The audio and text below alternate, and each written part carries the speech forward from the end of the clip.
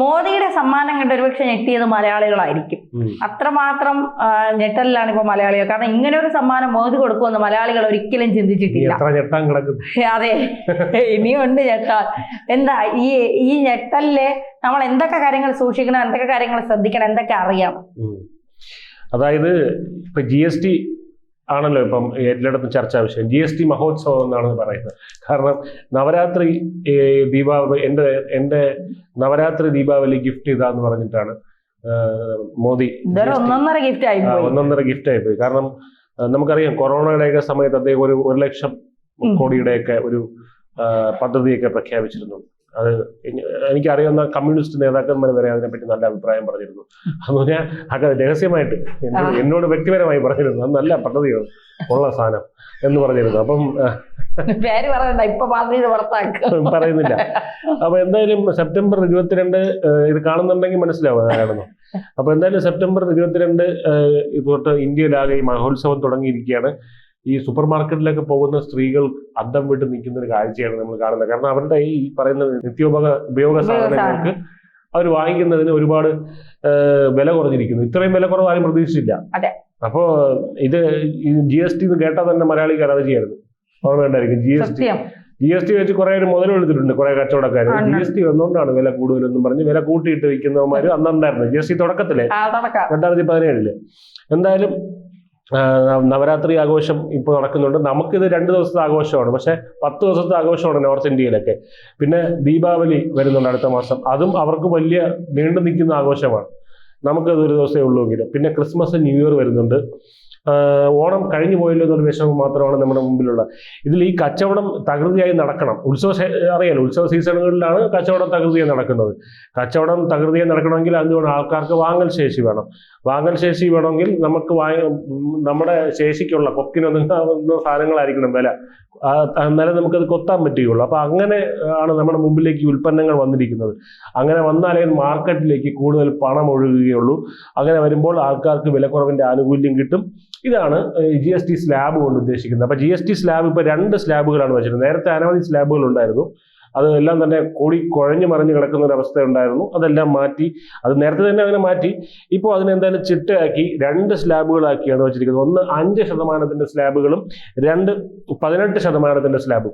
ഇത് കൂടാതെ 40% സ്ലാബുകളുണ്ട്. അത് കുറച്ച് ഉൽപ്പന്നങ്ങൾക്ക് വേണ്ടി മാത്രമാണ്. പാപ ഉൽപ്പന്നങ്ങൾ എന്ന് പറയും. പാപ ഉൽപ്പന്നങ്ങൾ എന്ന് പറയുന്നത് ലോട്ടറി, പിന്നെ ഈ പറയുന്ന ചൂതാട്ട കേന്ദ്രങ്ങളായിട്ട് ജഗ്ലി റൊബി, പിന്നെ സിഗരറ്റ് ഉണ്ട്, ബീഡി ഒഴിവാക്കിയിട്ടുണ്ട്. വീട്ടിൽ ബലറാം ശ്രദ്ധിക്കുക.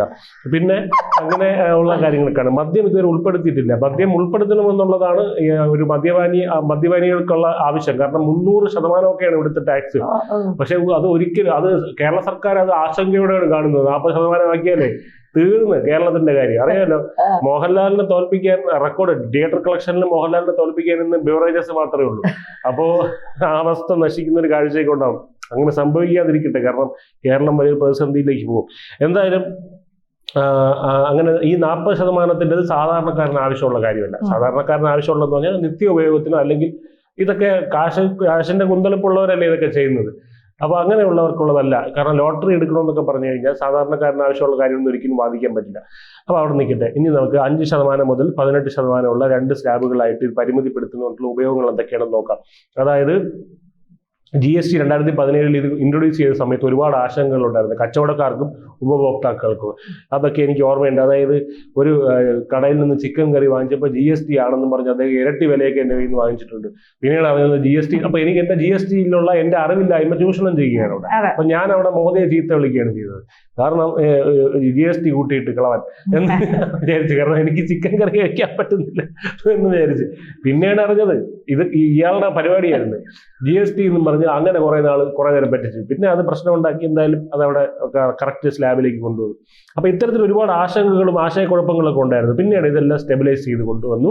നമ്മുടെ ഇന്ത്യയിൽ അറിയാലോ, എന്തെങ്കിലും കാര്യം മര്യാദയ്ക്ക് നടത്താൻ പറ്റില്ല. കാരണം 140 കോടി ജനങ്ങളുടെ രാജ്യമാണ്. ഇവരെല്ലാം ബോധവൽക്കരിക്കുക എന്നൊക്കെ പറഞ്ഞാൽ വളരെ അസാധ്യമായ കാര്യമാണ്. അപ്പൊ എന്തായാലും ആശങ്ക ഒക്കെ അതിന് മാറ്റി. അതിനുശേഷമാണ് നമ്മൾ കഴിഞ്ഞ ബഡ്ജറ്റിൽ നമ്മൾ കണ്ടത് 12 ലക്ഷം വരുമാനമുള്ളവർക്ക് വരെ നികുതി അടയ്ക്കേണ്ട എന്നുള്ളത്. അപ്പൊ അങ്ങനെ കൊണ്ടുവന്നപ്പോൾ നികുതി അടയ്ക്കേണ്ട പണം, അതിനുശേഷമാണ് ഇപ്പൊ ഈ GST ഇളവ് വരുന്നത്. അപ്പൊ നികുതി അടയ്ക്കേണ്ട പണം എങ്ങോട്ട് പോകും? ആളുകൾ ചെലവാക്കാൻ തുടങ്ങും. അപ്പോൾ ഇതെല്ലാം മുന്നേ കൂട്ടി ചെയ്തതാണെന്നുള്ളതാണ്. ഒന്നും നമ്മൾ വിചാരിക്കും ഇയാള് എന്തോ വർഷങ്ങൾക്ക് മുമ്പേ പ്ലാനിങ് നടക്കുന്നുണ്ട്, 6 മാസം അല്ലെങ്കിൽ വർഷങ്ങൾക്ക് മുന്നേ അവിടെ പല കാര്യങ്ങളും കാണുന്നുണ്ട്. ട്രംപ് അവിടെ മാനത്ത് ചിന്തിക്കും, അല്ലെങ്കിൽ ട്രംപ് നമ്മളെന്ത് പറയില്ല, അതിന് ട്രംപ് ഇവിടെ മനസ്സിൽ കാണുമ്പോൾ ഇദ്ദേഹം ഇവിടെ മാനത്ത് കാണും എന്നുള്ളതാണ്. അപ്പൊ എന്തായാലും ആശങ്കകളൊക്കെ മാറ്റിയതിനു ശേഷം ഇപ്പോൾ ഈ നമുക്ക് എന്തൊക്കെയാണ് GST ആപ്ലിക്കബിൾ അല്ലാത്ത, അതായത് GST ഇല്ലാത്ത ഉൽപ്പന്നങ്ങളുണ്ട്, അത് ഏതൊക്കെയാണെന്ന് നോക്കാം. GST 0% ഉള്ള, അതായത് പാലിലെ ഉൽപ്പന്നങ്ങൾക്ക് നേരത്തെ തന്നെ GST ഇല്ലായിരുന്നു. പക്ഷേ ഇപ്പോൾ ultra high temperature milk UHT milk എന്ന് പറയുന്നത് അത് നേരത്തെ 5% ഉണ്ടായിരുന്നു, അത് 0%. പിന്നെ പ്രീ പാക്കേജ്ഡ് ആയിട്ടുള്ള, അതായത് പാക്കേജ്ഡ് ആയിട്ടുള്ള ഈ ഭക്ഷണ ഉൽപ്പന്നങ്ങളുണ്ട്, ചന്ന, പനീർ, ഇങ്ങനെയുള്ള സാധനങ്ങൾ. പിന്നെ എല്ലാ തരം ബ്രെഡുകളും, ചപ്പാത്തി, പൊറോട്ട, പറാത്ത, അങ്ങനെയുള്ള പത്തിരി, ഈ എല്ലാ സാധനങ്ങൾക്കും ടാക്സ് ഫ്രീ ആക്കിയിട്ടുണ്ട്. പിന്നെ 36 ജീവൻ രക്ഷാ മരുന്നുകൾ അത് ശ്രദ്ധിക്കണം. അതിൽ ക്യാൻസർ പോലുള്ള പിന്നെ മാരക രോഗങ്ങൾക്ക്, അല്ലാതെ ഈ പറയുന്ന ആജീവനാന്തം നിൽക്കുന്ന ചില രോഗങ്ങളുണ്ട്, അതിനൊക്കെയുള്ള 36 ജീവൻ രക്ഷാ മരുന്നുകൾക്കാണ് ടാക്സ് GST പൂർണ്ണമായിട്ട് ഒഴിവാക്കിയിരിക്കുന്നത്. പിന്നെ അതിന് അതായത് നേരത്തെ ഈ 36 മരുന്നിൽ ഈ 36 മരുന്നിൽ 33 മരുന്നുകൾക്ക് നേരത്തെ 12% 3 മരുന്നുകൾക്ക് 5% അതാണ് കംപ്ലീറ്റ്ലി ഇപ്പം 0 ആക്കി കുറച്ചിരിക്കുന്നത്, 0% ആക്കി കുറച്ചിരിക്കുന്നത്. പിന്നെ ലൈഫ് ഇൻഷുറൻസ് പോളിസി, നമുക്ക് ലൈഫ് ഇൻഷുറൻസ് പോളിസി എത്രമാത്രം പ്രധാനപ്പെട്ടതാണെന്ന് അറിയാം സാധാരണക്കാരന്. അതിന്റെ പ്രീമിയത്തിന് ഇപ്പോൾ GST ഇല്ല. ഇതൊരു വലിയ ഇതാണ്. കാരണം ഇപ്പോൾ നമുക്ക് ഒരുപാട് പേർക്ക് LIC എടുക്കണമെന്നൊക്കെ ഉണ്ട്, പക്ഷെ അത് നമുക്ക് ഇതിന്റെ പ്രീമിയം അടയ്ക്കാൻ GST ഒക്കെ കൂട്ടി ഒരുപാട് പ്രീമിയം വരുന്നു എന്നുള്ളൊരു, അത് ഇപ്പോൾ GST ഒഴിവാക്കിയിരിക്കുകയാണ്. അത് കംപ്ലീറ്റ് ആയിട്ട് അത് മാറ്റിയിരിക്കുകയാണ്. ഇനി 5% വരുന്ന ഏതൊക്കെയാണെന്ന് നോക്കാം. മറ്റു ചില ഭക്ഷ്യ ഉൽപ്പന്നങ്ങളുണ്ട്. പിന്നെ നിത്യോപയോഗമായിട്ടുള്ള ഉൽപ്പന്നങ്ങൾ, അതായത് എണ്ണ, തലയിൽ തേക്കുന്ന എണ്ണ, soap, shampoo, tooth brush, paste, table cloth, kitchen wear, അങ്ങനെയുള്ള കാര്യങ്ങൾ. പിന്നെ ബേക്കറിയിൽ നിന്ന് കിട്ടുന്ന പാക്കേജ് ഐറ്റം, ബേക്കറിയിൽ നിന്ന് പാക്കറ്റിൽ വാങ്ങിക്കുന്ന ഐറ്റംസ് ഉണ്ടല്ലോ, അങ്ങനെ കോഫി, പിന്നെ പ്രോസസ്ഡ് മീറ്റ് ഉണ്ടല്ലോ, മറ്റേ ഇറച്ചി ഉണ്ടല്ലോ നമ്മൾ കവറിൽ വാങ്ങിക്കുന്ന, ഫ്രീസറിൽ നിന്ന് അവർ തരുന്നത്. പിന്നെ കോൺഫ്ലേക്സ്, ബട്ടർ, ഗീ, പിന്നെ ഇൻസ്റ്റന്റ് നൂഡിൽസ്, ഇങ്ങനെയുള്ള കാര്യങ്ങൾക്ക്. പിന്നെ അഗ്രികൾച്ചർ, ഹോർട്ടിക്കൾച്ചർ, അതായത് കൃഷി ഉൽപ്പന്നങ്ങൾക്ക് മാത്രമല്ല, ഈ ഉദ്യാനം നിർമ്മിക്കുന്നതിന് മറ്റ് ലോണുകൾക്ക് വേണ്ടിയൊക്കെ നിർമ്മിക്കുന്ന കുറേ സാധനങ്ങളുണ്ട്. സ്പ്രിംഗ്ലർ, ഇറിഗേഷൻ, അതിനൊക്കെ ഉപയോഗിക്കുന്ന ഉപകരണങ്ങൾ, ഇതിനൊക്കെ 5% ആക്കി. അതായത് കൃഷിയെ പ്രോത്സാഹിപ്പിക്കുക എന്നുള്ളതാണ് അതുകൊണ്ട് ഉദ്ദേശിക്കുന്നത്. പിന്നെ ലെതർ ഉൽപ്പന്നങ്ങൾ, കൈത്തറി, ഹാൻഡിക്രാഫ്റ്റുകൾ, പിന്നെ മെഡിക്കൽ ഉപകരണങ്ങൾ, മെഡിക്കൽ വിദ്യാർത്ഥികളുടെ ഉപകരണങ്ങൾ, ഡോക്ടർമാരുടെ ഉപകരണങ്ങൾ, ഇതൊക്കെ. അതായത് ഡോക്ടർമാരുടെ ഉപകരണങ്ങൾ ആശുപത്രി ഉപകരണങ്ങളല്ല, ഡോക്ടർമാരുടെ വ്യക്തിപരമായ സ്റ്റെതസ്കോപ്പ്, BP അപ്പാരറ്റസ്, പിന്നെ അങ്ങനെയുള്ള കാര്യങ്ങളൊക്കെ. എന്തായാലും പിന്നെ അത് കഴിഞ്ഞ് പിന്നെ ബ്യൂട്ടി ആൻഡ് ഫിസിക്കൽ വെൽബീങ്, അതായത് നമുക്ക് സൗന്ദര്യം, പിന്നെ നമ്മുടെ ആരോഗ്യം, ഇതൊക്കെ നോക്കുന്നത്. അതായത് barber shop, salon, beauty parlour, gym, yoga, അതായത് നിങ്ങൾ സുന്ദരന്മാരും സുന്ദരികളുമായിട്ടിരിക്കുന്നതാണ് മോദി പറയുന്നത്. കാരണം മധ്യവർഗത്തിന് ഇതൊക്കെ വേണമല്ലോ, അതാണ് ഇവിടെ ഉദ്ദേശിക്കുന്നത്. പിന്നെ ഒരു രാത്രി 7500 വരെയുള്ള ഹോട്ടൽ അക്കോമഡേഷൻ, അതായത് നമുക്കറിയാം നല്ല ഹോട്ടലിൽ 2000 രൂപ 3000 രൂപ വരെ അക്കോമഡേഷൻ കിട്ടും. 7500 അത്യാവശ്യം ലക്ഷറി ഒക്കെ ഉള്ള ഹോട്ടൽ, അതിനും 5% ടാക്സ് ആക്കി കുറിച്ചു. അപ്പൊ നിങ്ങൾ ധാരാളം യാത്ര ചെയ്യൂ, ഈ ഇന്ത്യ മുഴുവൻ കാണൂ എന്നൊക്കെയാണ് അദ്ദേഹം പറയുന്നത്. അത് കാരണം അതിനുള്ള വരുമാനം ബാക്കി ഉണ്ടായിരിക്കും, മിച്ചം കാണുമല്ലോ. പിന്നെ 18% ടാക്സ് ഏതൊക്കെയാണെന്ന് നോക്കാം. ശ്രദ്ധാപൂർവമാണ് ഈ ഒരു സ്ലാബ് അവർ ക്രിയേറ്റ് ചെയ്തിരിക്കുന്നത്, അവർ നിർമ്മിച്ചിരിക്കുന്നത്. നിരന്തരം നിരന്തരം വാങ്ങിക്കാത്ത ഉപകരണങ്ങളാണ്. അതായത് ഒരു തവണ നമ്മൾ പർച്ചേസ് ചെയ്യുന്ന ഉപകരണങ്ങൾ, കുറെ നാളത്തേക്ക് വാങ്ങിക്കുന്നത്. എന്തൊക്കെയാണ്? TV, AC, car, bike, washing machine, വീട്ടുപകരണങ്ങൾ, അങ്ങനെയുള്ള. പിന്നെ 350cc വരെയുള്ള ബൈക്കുകളും, പിന്നെ ചെറിയ കാറുകൾ, ഓൾട്ടോ പോലുള്ള കാറുകളുണ്ട്, 1000cc താഴെ വരുന്ന കാറുകൾ. ഇത്തരത്തിലുള്ള കാറുകൾക്കും ബൈക്കുകൾക്കാണ് ഈ പറയുന്ന 18%. നേരത്തെ 28% ആയിരുന്നു കേട്ടോ, അത് കുറച്ച് 18 ആക്കി. പിന്നെ സിമെന്റിന് 18 ആയിരുന്നു, അതിപ്പം ക്ഷമിക്കണം, സിമെന്റിന് 28-40 എന്തായിരുന്നു, അത് 18% ആക്കി. അപ്പോൾ അത് ഈ കെട്ടിട നിർമ്മാണത്തിനൊക്കെ, വീട് നിർമ്മാണം, ഭവന നിർമ്മാണത്തിനൊക്കെ നല്ല ഉപകരിക്കുന്ന ഒരു കാര്യമാണ്. പിന്നെ എന്തായാലും ബസ്, ട്രക്ക്, ആംബുലൻസ്, വണ്ടിയുടെ സ്പെയർ പാർട്ടുകൾ, ഓട്ടോറിക്ഷ, ഇതിനെല്ലാം തന്നെ 18% ആക്കിയിട്ടുണ്ട്. പിന്നെ ഇതിലെ താരതമ്യേന വലിയ സ്ലാബാണല്ലോ ഈ 18%. നമ്മൾ നോക്കിക്കഴിഞ്ഞാൽ നമുക്ക് മനസ്സിലാവും, നിത്യോപയോഗ സാധനങ്ങൾക്ക് എല്ലാം തന്നെ 0% മുതൽ 5% ഉള്ളൂ. ഈ വല്ലപ്പോഴും വാങ്ങിക്കുന്ന സാധനങ്ങൾക്കാണ് 18% തന്നെ ഉള്ളത്, ഏറ്റവും ഉയർന്ന സ്ലാബ്. അപ്പോൾ അത് തന്നെ സാധാരണക്കാരന്റെ ഉന്നമനത്തിൽ ലക്ഷ്യമിട്ടാണ് അവന്റെ നിലനിൽപ്പിനെയും അവന്റെ എന്താ പറയുക ഈ പറയുന്ന ജീവിത നിലവാരം ഉയർത്താനും വേണ്ടിയാണ് ഇത് ചെയ്യുന്നുള്ള കാര്യം വളരെ വ്യക്തമാണ്. പിന്നെ ഈ ഗ്ലൂക്കോമീറ്റർ എന്നൊരു സാധനം ഉണ്ടല്ലോ, മറ്റേ ഷുഗർ ടെസ്റ്റ് ചെയ്യുന്ന, അതിന് 5%, കാരണം അത് മെഡിക്കൽ ഉപകരണമാണ്.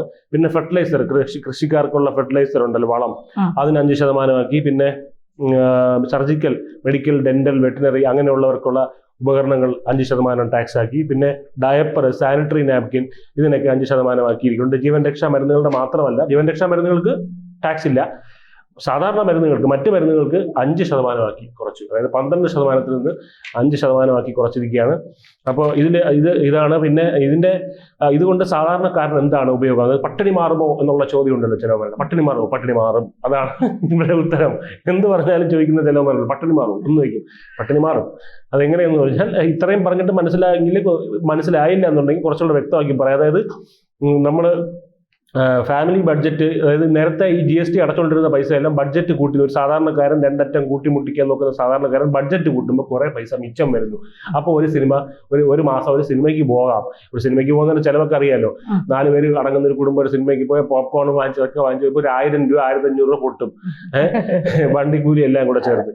അപ്പോൾ അതുകൊണ്ട് അങ്ങനെയുള്ള കാര്യങ്ങൾക്ക് വേണ്ടി പൈസ ചെലവഴിക്കാം, വിനോദത്തിന് വേണ്ടി, മറ്റു കാര്യങ്ങൾ, യാത്ര ചെയ്യാൻ വേണ്ടി, അല്ലെങ്കിൽ നല്ല വസ്ത്രം വാങ്ങിക്കാൻ വേണ്ടി, ഇതിനെല്ലാം ഉപയോഗിക്കാം.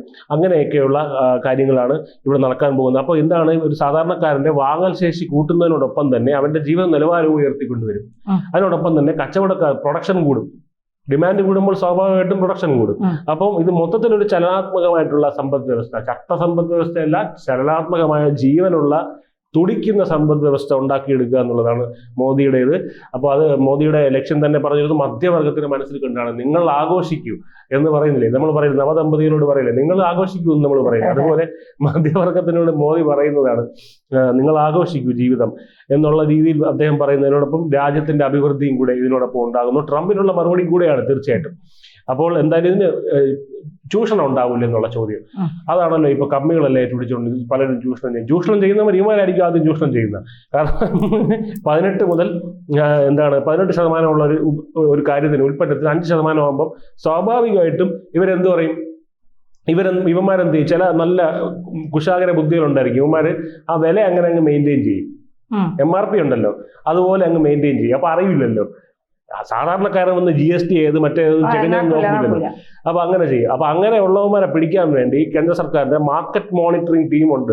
അങ്ങനെ അമ്മ ഇറങ്ങി പിടിച്ചു കഴിഞ്ഞാൽ, എങ്ങാനും പിടി വീണ് കഴിഞ്ഞാൽ പിന്നെ ആജീവനാന്തം കച്ചവടം ചെയ്യാൻ പറ്റില്ല. ഇതാണ് ഇപ്പൊ പറഞ്ഞിരിക്കുന്നത്. നിയമ നടപടികൾ ആ രീതിയിൽ ഉണ്ടായിരിക്കും. പിന്നെ ലൈസൻസ് കട്ടാവും, അങ്ങനെ കുറെ പ്രശ്നങ്ങളുണ്ട്. അപ്പൊ അതൊക്കെ ഉണ്ട്. അപ്പൊ അതൊക്കെ കൊണ്ട് നോക്കിയും കണ്ടുമൊക്കെ പറ്റിക്കാൻ വേണ്ടി നിൽക്കുക. എങ്ങാനും പിടി വീണ് കഴിഞ്ഞാൽ ഒരു മയവും കാണൂല എന്തായാലും. പിന്നെ നേരത്തെ സ്റ്റോക്ക് എടുത്ത് വെച്ചിരിക്കുന്ന ചിലവന്മാരുണ്ട്. നേരത്തെ സ്റ്റോക്ക് എടുത്ത് 5-6 ഇത് വരാൻ പോകുന്നുണ്ട്, 5-6 മാസത്തേക്ക് സ്റ്റോക്ക് എടുത്ത് ആളുകളെ പറ്റിക്കുക. അങ്ങനെയുള്ളവർക്ക് കൃത്യമായി നേരത്തെ അങ്ങനെയുള്ള, അതായത് നമ്മൾ അറിഞ്ഞില്ല എന്നൊക്കെ ഏതെങ്കിലും കച്ചവടക്കാർ പറയും. നമ്മൾ 5-6 മാസം സ്റ്റോക്കാണ്, ഇത് പഴയ സ്റ്റോക്കാണ്, നിങ്ങൾ ഈ വിലയ്ക്ക് തന്നെ വാങ്ങിക്കണം എന്നൊക്കെ ആരെങ്കിലും പറഞ്ഞു കഴിഞ്ഞാൽ പറഞ്ഞത് അത് വില കൈയിരിക്കട്ടെ, സെപ്റ്റംബർ 22-ാം തീയതി മുതൽ പുതിയ വിലയ്ക്കാണ് തരേണ്ടത്. MRP ഇങ്ങനെ പറയണം. അതായത് MRP, പുതിയ MRP അതിന്റെ മേളിൽ കൂടെ ഒട്ടിച്ച് തരാനാണ് കേന്ദ്രത്തിൽ നിന്നുള്ള നിർദ്ദേശം. അങ്ങനെ തന്നില്ല എന്നുണ്ടെങ്കിൽ കൺസ്യൂമർ കോർട്ടിൽ കൊണ്ടുപോയി പരാതി കൊടുക്കുമെന്ന് പറഞ്ഞാൽ മതി, അപ്പോഴത് മാറ്റി തന്നോളും എന്നുള്ളതാണ് ഇതിനുള്ള പറയാനുള്ളത്. എന്തായാലും മോദിയുടെ ഈ പദ്ധതി കണ്ട് താടിയിൽ കൈയും വെച്ചിരിക്കുകയാണ് പിണറായി. എന്തായാലും ഉടനെ അനുകരണീയം ഇതിനെ അനുകരിച്ച്, അതായത് അയോധ്യ മറ്റേ പ്രതിഷ്ഠ നടത്തിയതിന്റെ ഒരു അനുകരണമായിരുന്നു. നമ്മൾ ഇന്ന് വികലമായ ഒരു അനുകരണമായിരുന്നു നമ്മൾ മെനഞ്ഞാന്ന് കണ്ട ശബരിമലയിലെ ഒരു സംഭവം. അപ്പൊ ഇതിന്റെ ഒരു വികലമായ അനുകരണം ഉണ്ടാവും മിക്കവാറും പിണറായിയുടെ ഭാഗത്തുനിന്ന്. പക്ഷേ അത് അതിനുവേണ്ടി നമുക്ക് കാത്തിരിക്കാം.